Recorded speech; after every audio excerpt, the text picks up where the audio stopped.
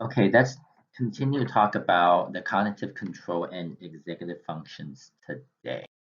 Now, as we said before, that a lot of these cognitive control and executive functions are really being controlled by the prefrontal cortex. Okay, and now when you kind of look at the prefrontal cortex, there are really several aspects of it. And so you're really looking at things like the premotor areas, and then you're looking at definitely the medial frontal cortex, the anterior cingulate that we have talked about so much last time.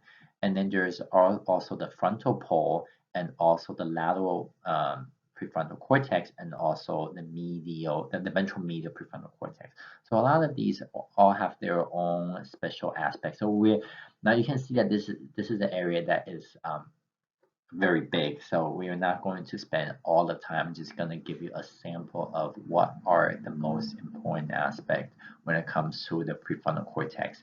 So now when it comes to the prefrontal cortex, we can spend actually the whole semester just talking about what prefrontal cortex does. So that's something we might offer in the future semesters, just to kind of really discuss what the prefrontal cortex is doing. So that should be a very interesting class. So stay tuned. If we offer that, look out for it. Now, last time we talked about the Wisconsin Carr-Sort exam, okay?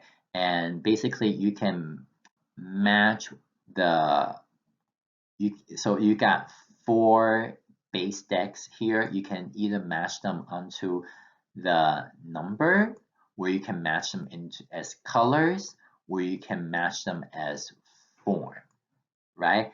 And then so basically this is the only three ways that you can match them. So you can see that number is one dimension, color is another dimension, and form is another dimension.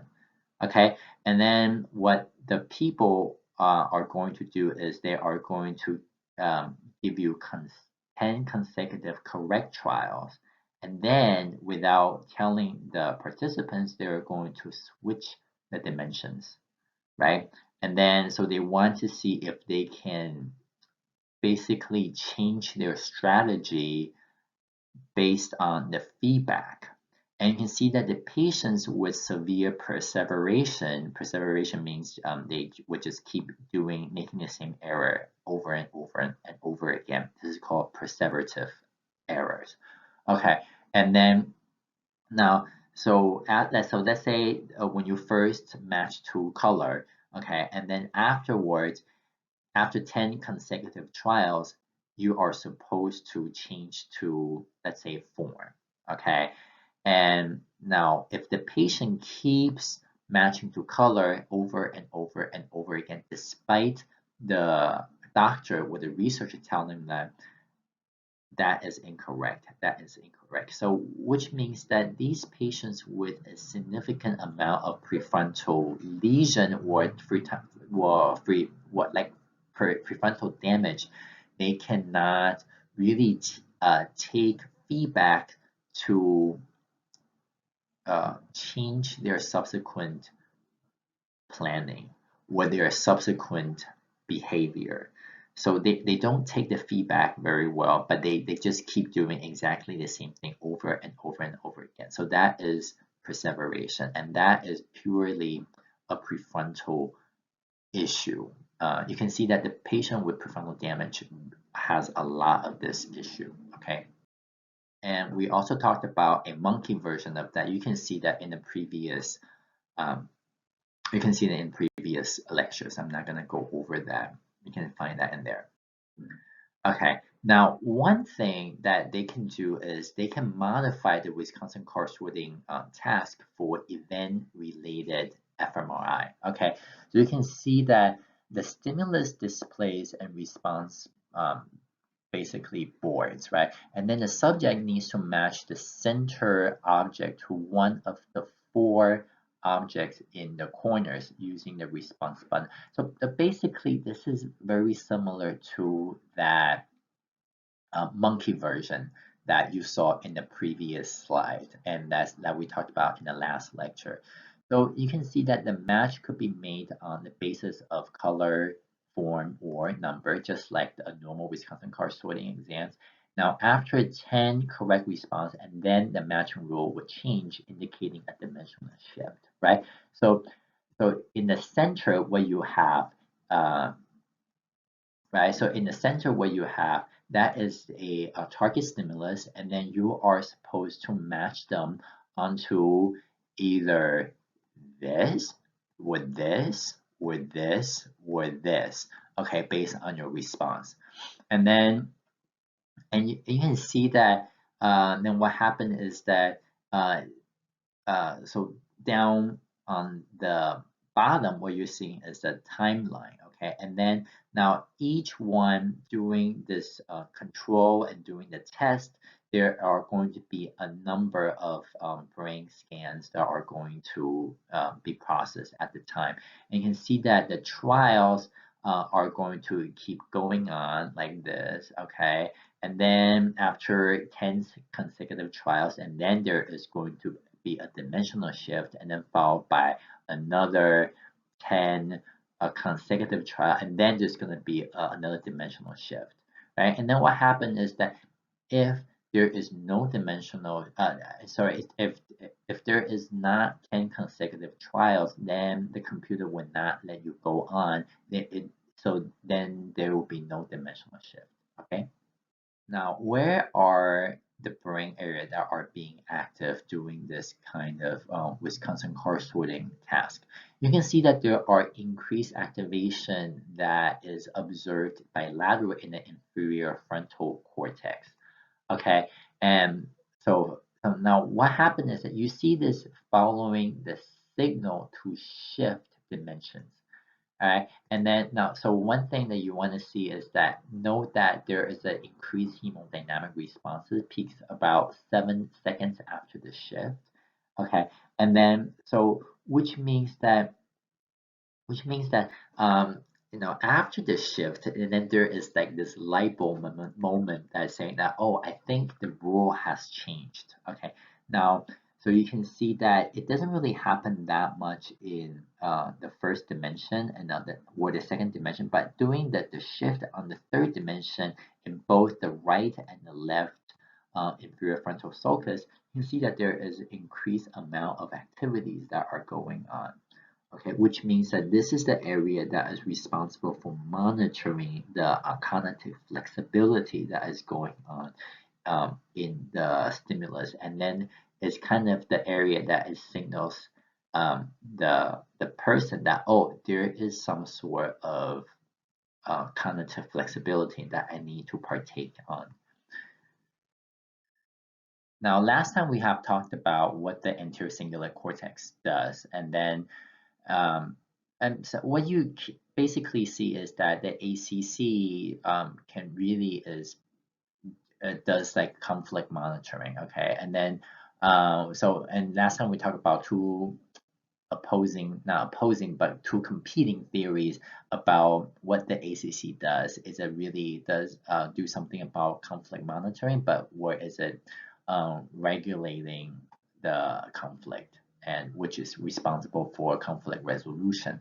And then so I have to say that the jury really is still out on that. And then we really don't have a very good idea exactly how conflict are really being monitored or resolved. And this is a very hot topic of debate in the neuroscience field still. So if you're interested, you should definitely look more into this. But what we are sure is that the anterior cingulate cortex it does recruit the dorsolateral prefrontal cortex to do something. Okay, and then this monitoring really changes the behavior of the subsequent actions and the performances based on the context of the task that is requested of the participants. Now, last time we have looked at how this Wisconsin card sorting and also some of these monitoring theory can really have an effect on the basically on the non-human primates, right? So today, let's take a look at the one study that looked at the single unit recording in human anterior cingulate cortex. So this was done in back in 2005, and so they used the single unit recording in the dorsal anterior cingulate cortex in human subjects. Now, so these subjects were undergoing planned cingulectomy. So which means that they were having these very specific area being removed from some sort of seizure that so that is the epicenter for that's responsible for their epilepsy. So they went on these operative surgeries in order to remove the pathological areas, basically. And here what they're showing you is a sagittal T1 weighted MRI. So in case you don't remember, the MRI are the proton relaxation times in T1 and T2 weighted images. So, and the spin echo pulse sequence, there are repetition times and echo times. Now in T1 weighted image, the TR and the TE are both short. By contrast, the T2 weighted image and so in the T2 weighted image, the TR and TE are both long. So the T1 weighted image, the gray matter will appear gray and the white matter will appear white. And then so you can see that over here in A that the corpus callosum is wider than the cortex. So anyway, so here is a picture of the preoperative and the postoperative conditions. Okay, and you can see that the patient actually here were diagnosed with bipolar affective disorders or the major depression or some sort of ACD, and therefore need some kind of synchroectomy or seizures. Okay, so so basically now the inset what they're showing you is a schematic drawing of the dorsal ACC. Okay, now you can see that there is a dorsal bank and there is a ventral bank. Okay, so this part is the dorsal bank and then this part is the ventral bank. Okay, now all of the participants were so these all the participant mark were coded. So what happened is that they recorded 80 neurons. So all of these markers here that you see in either along the dorsal bank or the ventral bank, these are the actual site of the neurons where they were recorded. Okay, and so you can see that after the after the post-operative lesion, you can see that these are the lesions where the syncytiectomy happened. Okay, basically.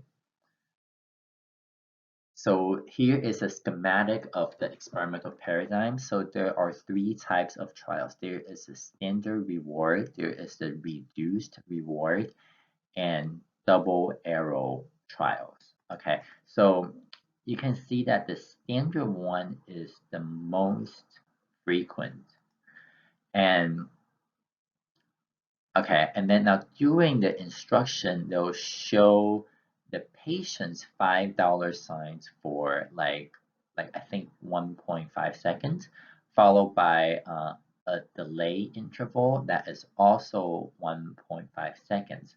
So during this delay interval, the participants can kind of get an idea of what they should do. Okay, now in the reduced trials, they show the dollar for 3 signs. Okay. All right, and then okay, now in the last type of trial, so the double arrow trials, they'll show you a patient's that they'll show the patient's 2 arrows during the instructional phase, now followed by a delay interval. Okay, now following the goal cue that you see over here. Okay, so after the goal cue, the patients were supposed to push the joystick in the opposite direction.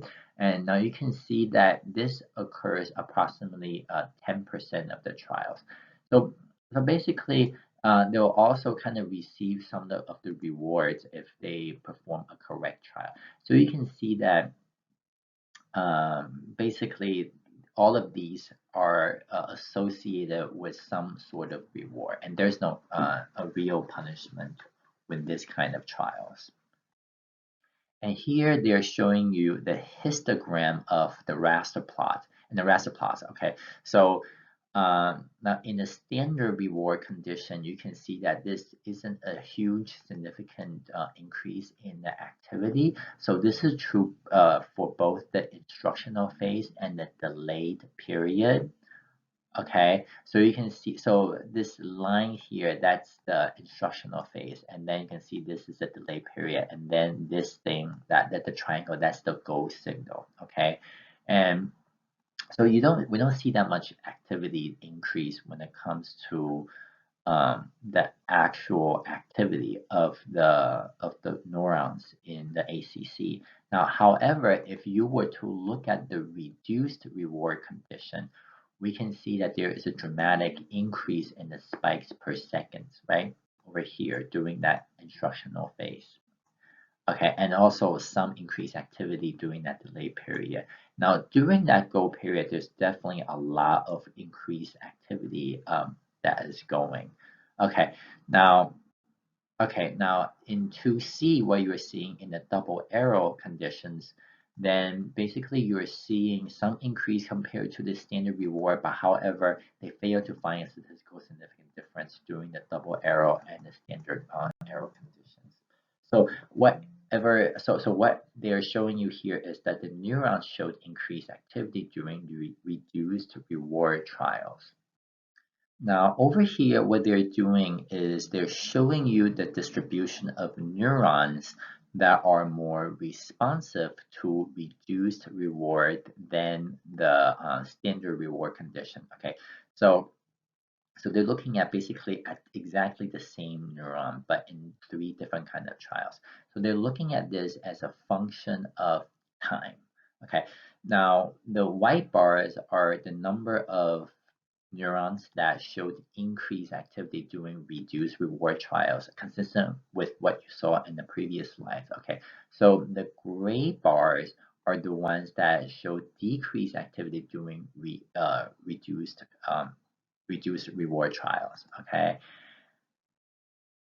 Okay. Now you can see that overall there are a lot of neurons that are active during the reward trial compared to the standard reward trial. You can also see that the maximum activity occurs sometimes around 500 milliseconds after the thing has come on, after the instructional reward has come on. Okay, so what is this saying basically is saying that most of the neurons that are in the dorsal and some ventral areas of the ACC, they really show increased activity during reduced reward trials. That does not occur frequently. Okay, so which means that this kind of tells you that okay, so now the issue is that is this a sign of vigilance that's saying that oh okay, this one I should maybe pay more attention to because this one is actually the less amount of reward.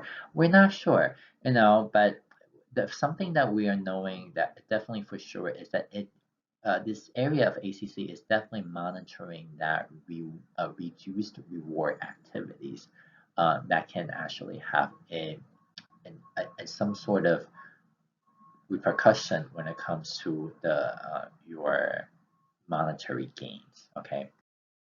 Now this is pretty much the same thing. This is basically looking at the difference that is caused purely by the motor planning discrepancy response. So you can see that since the amount of the reward is exactly the same in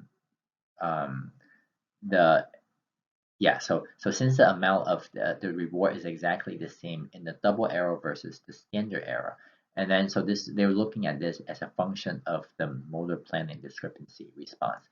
Then, so what you're basically seeing is that this discrepancy in neuronal activity is mostly due to the planning aspect. right?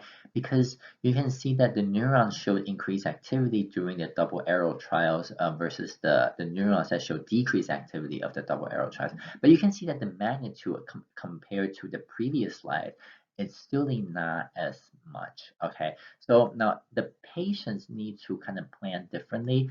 You remember that the double arrow conditions, they are supposed to move the joystick in the opposite direction. Okay, so what you're seeing here that there are also some components that are responsible for that for that planning of the action. Now, next they wanted to see whether if the neuronal activity in the dorsal anterior cingulate cortex can predict the behavioral response of the patient. So what they did is a choice probability analysis. Okay, now choice probability analysis is used pretty frequently in the sensation perception literature. So you can see that a lot of people use this. So choice probability is calculated by comparing the neuronal responses to the incorrect versus the correct trial. So the null hypothesis would be that the choice is equal to chance levels and the neuronal activity does not predict the behavior response at all.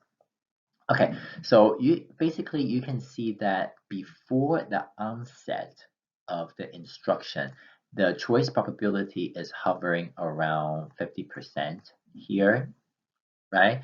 And now look at what happens in the reduced reward condition after the introduction of the instructions. You can see that the choice probability rises significantly over here, right?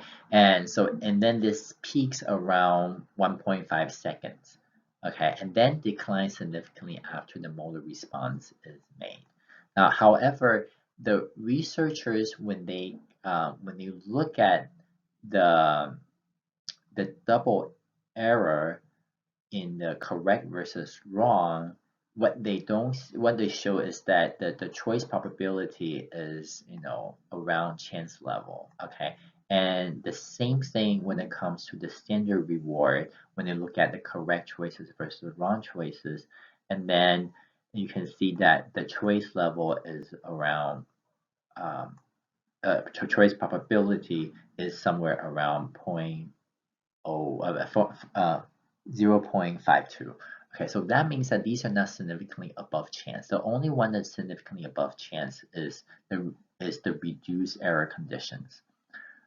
Okay, and so what does that mean? Well, that means that the neuronal activity during the standard rewards versus as well as the double arrow conditions does not predict the response of the participants very well, but the ones that's coming from the reduced error, the reduced reward trials, this was able to predict the response of the participants very well.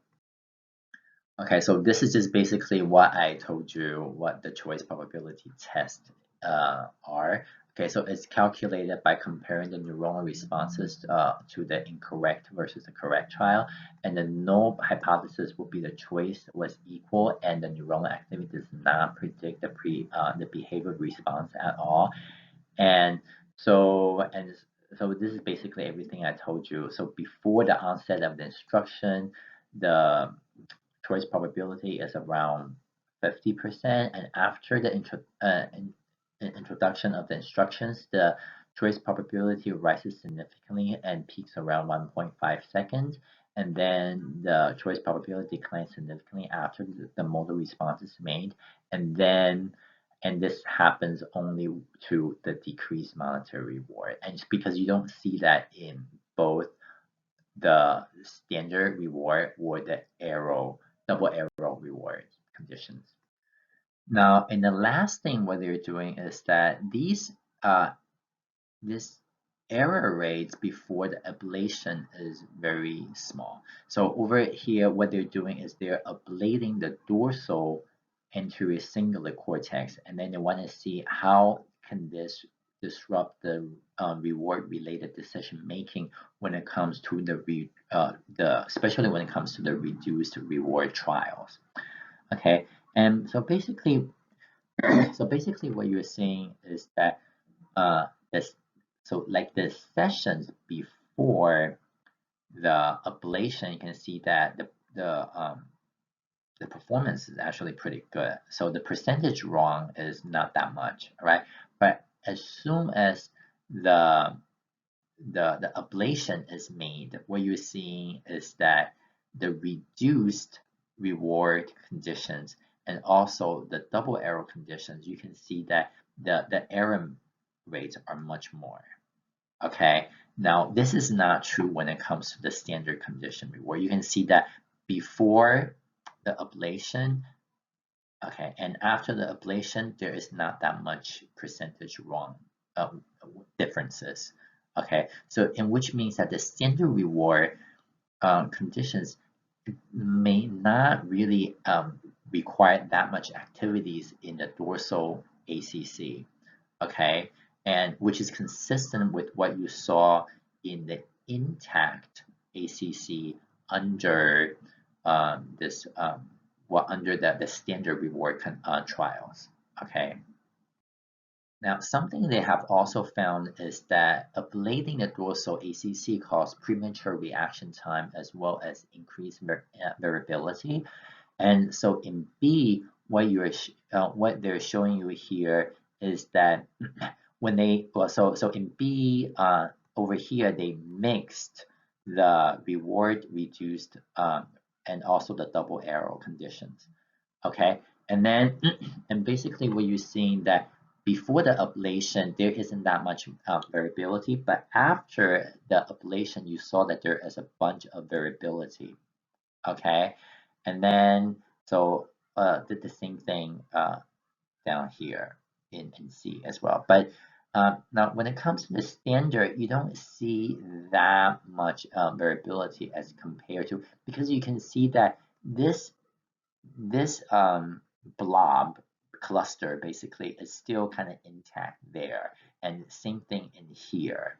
Okay, now but you don't see this that much. You don't see that intact clusters that much in both the reward and in the reward reduced as well as the double arrow conditions. Okay, so that means that this really kind of caused the premature reaction time as well as that some sort of increased variability. Now, to sum up, what does this study tell us? Well, basically, it tells us that both the reduced reward and the double arrow trials involve some sort of conflict. Okay, and that's why the neuron exhibited increased firing frequency in the dorsal ACC. So this also kind of supports the theory of ACC monitoring conflict. Okay, now the next thing what we're going to talk about are mostly the aspect when it comes to the decision making. Okay.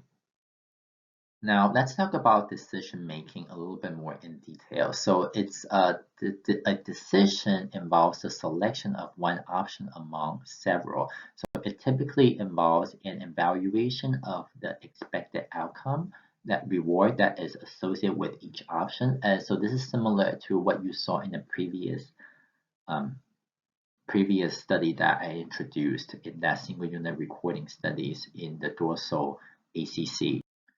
Now, decisions require the integration and evaluation of multiple factors. So in this example, basically the person is asked to choose between two objects, right? And then each one has like some sort of inferred rule, okay? And then you can see that the value involves some weighted combination of multiple sources of information, okay? So there can be, some of them can be external, some of them can be internal, and either one of that, so you can see that option 1 and option 2 there, they might have various aspects that are going to be different. Okay, and then, so you can see that each one is going to have like some sort of internal weighing, and there's some of them are some of them are have some sort of external weighing. Okay, and then each one is going to be kind of presented and compared, and then a choice outcome comes out of that. Now, these are just some of the subjective values that can really partake, and then you can see some of them are things as payoff, context, probability, or effort, that's the cost. And then, all of these aspects that can really have a impact on the way that you value something. Now, you can see all of these are more subjective when it comes to a person's influence on the decision that they're going to make. Because, for instance, someone, let's say, for instance, the amount of work that is needed to do in order to make one decision versus the other is really purely subjective. Okay, so now if, let's say, the amount of time that it takes for a person to complete a task, but then if the person really enjoys the task, it doesn't really think of that much cost, but really think of it as there is a lot of gain in that. So a lot of these values are all subjective. So they made a simultaneous recording that were made from multiple electrodes. So this is not the same as the single unit recording that you saw in the previous text. So they would make these multi-electrode array basically in multiple areas. In the red, that is the lateral prefrontal cortex. In the orbital frontal cortex, that's in the blue, or the anterior cingulate cortex that you see in the green. Okay, so the cellular correlates were found for all three dimensions in each of the regions. Okay, now you can see that the number of the task relevant neuron is different between regions. So the dimensional preference varies between regions. So let's say for instance, the lateral prefrontal cortex prefer the probability over payoff, and then the orbital frontal cortex prefer payoff over probabilities. Okay, and then there's also this idea of primary versus secondary reinforcers.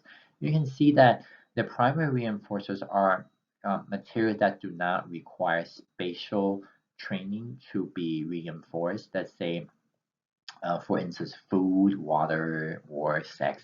And then, so the secondary reinforcers are learned by pairing some sort of other reinforcers. So in our society, that would be like money, or something like points to redeem for a reward, or tickets, or raffles, or coupons, where they say in a higher order cognitive are things like a prestige or status. But you see that all of these aspects, it doesn't really matter if it's primary or secondary reinforcers. All of these are responsible to make you feel a certain way.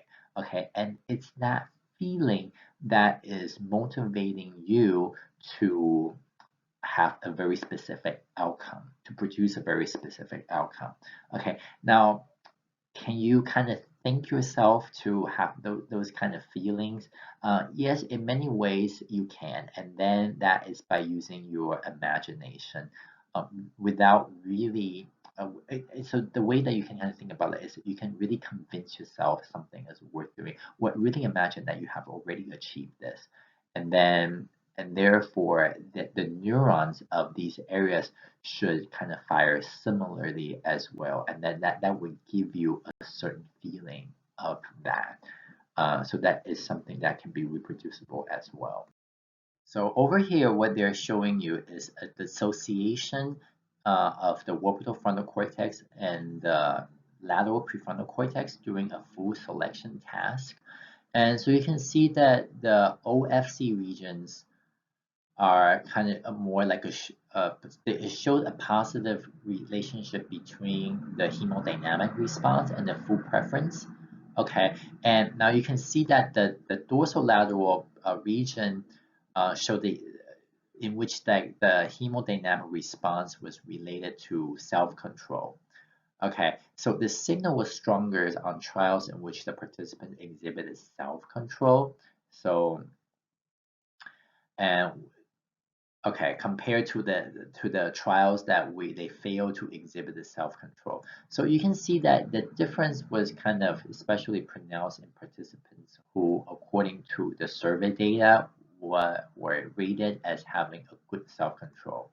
Okay, and then now what they're showing you, this is the activity in the OFC increase with preference, and then what D is showing you is that the left uh, lateral prefrontal cortex show a greater activity to successful self-control study. So basically what this is showing you is that OFC is responsible for like food selection, and then lateral prefrontal cortex is more responsible for like the self-control various area in okay.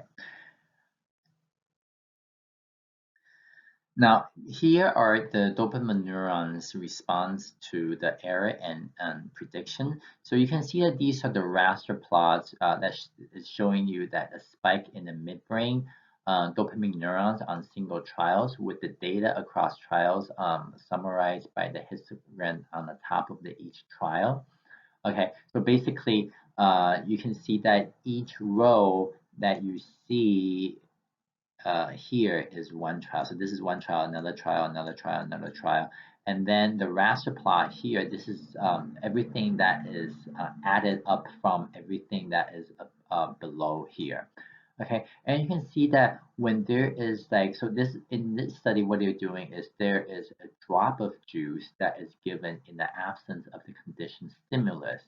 So this is the US versus CS that we have talked about in so much as the Pavlov's classical conditioning paradigms. Okay, and then so what basically what you're seeing here is that the DA neurons, the dopaminergic neurons in the midbrain area, um, basically is that shows a burst of activity, okay, when the unconditioned stimulus is given. Okay, so you can see that when there is no prediction and then reward just occur, you can see that there's a lot of response that is in the dopaminergic neurons when a reward is given. Okay, now what happens in B is that when the CS, okay, the conditioned stimulus is repeatedly paired with the reward, then what happens is that, well, then there is not that much activities in these dopaminergic neurons anymore when the reward is given. So that basically when the reward is predicted, there is when you kind of predicting that there is some sort of reward that is coming, then basically once you learn that there's some sort of reward that's coming that is associated with some sort of the conditioned stimulus, then the dopamine neurons no longer fires when there is a reward coming. Okay, and then what happened is, and now what you're looking at in C is that the trial in which the reward is not given, okay, but only the CS is given, then what you're seeing is that the neuron shows a positive prediction error after the CS as there's the same condition as in B, and a negative prediction error around the time of the expected reward. Okay, you can see that then what does this mean is that when there is some sort of prediction of error that is going on, then the dopaminergic neurons can also fire. And here what they're showing you is that these are, so that was dopaminergic neurons. So now they're looking at GABA neurons. Okay, so this is the GABA input to the dopamine neuron. So there are GABAergic neurons that are surrounding the dopaminergic neurons in the midbrain. So so this basically provides us signals of the reward prediction. So A, what you're seeing is a firing rate of the dopaminergic neurons on the onset of Q and the juice reward. Okay. And then so the reward occurs on 10% of the trials, and 90% of the of so in older A, I think is 10%, and in older B, I think is 90% of the trials. Okay, and then which means that the older B has a higher reward prediction, because 9 out of 10 times when the older B comes in, then they get a juice reward, right? And you can see that the older A, when it comes on, and then when the juice reward is given, you can see that the firing rate in these dopaminergic neurons is so much higher.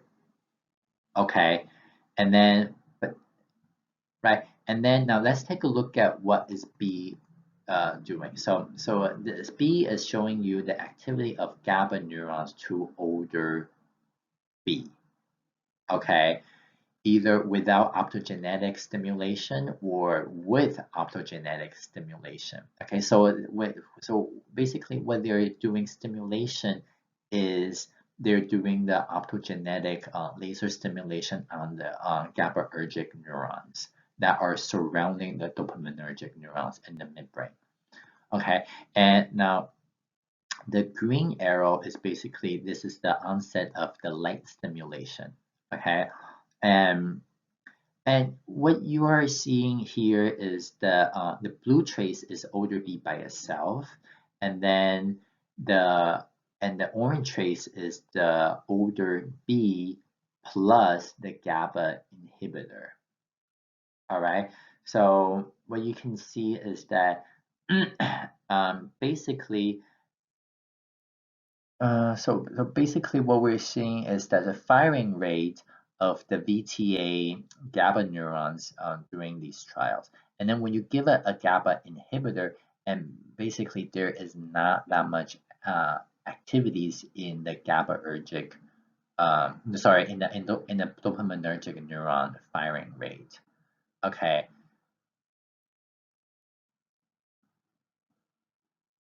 Now, let's take a look at what is going on in C. So this is the optogenetic inhibition, okay, not stimulation. So the inhibition of the GABA neurons, and so now this is going to lead to a dopaminergic response to older B. So which kind of confirming that there is GABAergic input to the DA neurons, and these can really signal a predicted reward, okay?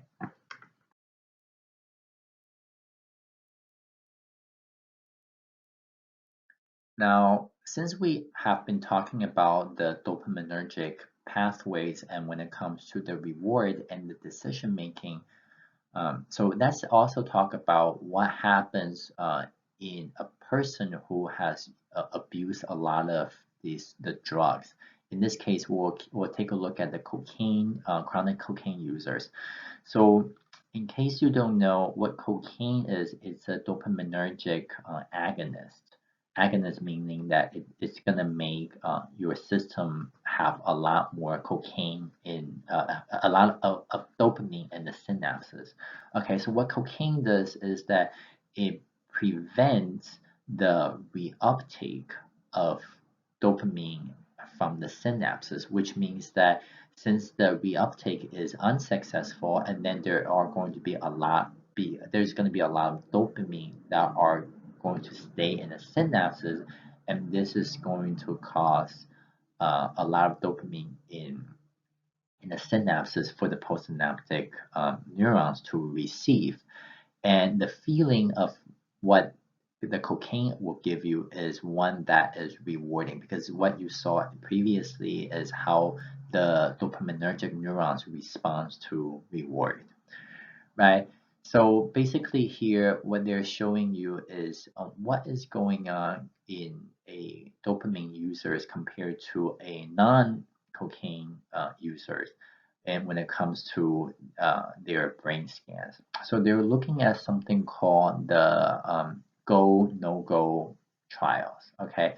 So in go signals, it just, when they see something, when they see a plus sign, they have to keep pressing, they just say go. But when they see like a no-go signal, they're supposed to inhibit that impulse to press the go button. Okay, so basically this is a task that kind of trains you to inhibit yourself, to inhibit your initial impulse to do something. Okay, so you can see that there are activation in the medial prefrontal lobe when it comes to the controls. Whether or not this is coming from the successful inhibitions or the failed inhibitions. And you can see that in the failed inhibition, there are slightly more activities in the controls. You can see that the amount of red is darker compared to the controls when you look at the failed inhibition versus the successful inhibitions, right? And then, but what is going on in the cocaine user, in the chronic cocaine users? So in the chronic cocaine users, basically what you're seeing in both the successful inhibitions or the failed inhibitions, you are seeing definitely a significantly less amount of this kind of regulation that is going on in the anterior cingulate regions, in the medial prefrontal cortex regions. So basically the places we're looking at is the dorsal ACC, okay, which kind of goes back to saying that this idea that this area is very important for the recruitment and also the monitoring of errors and also the monitoring of inhibitions. So what is the moral of the story? Don't use cocaine, okay? It will make your brain having impulse control problems, basically. Okay, so I think that we're going to conclude today's lecture, and then next lecture we're going to talk about social cognition.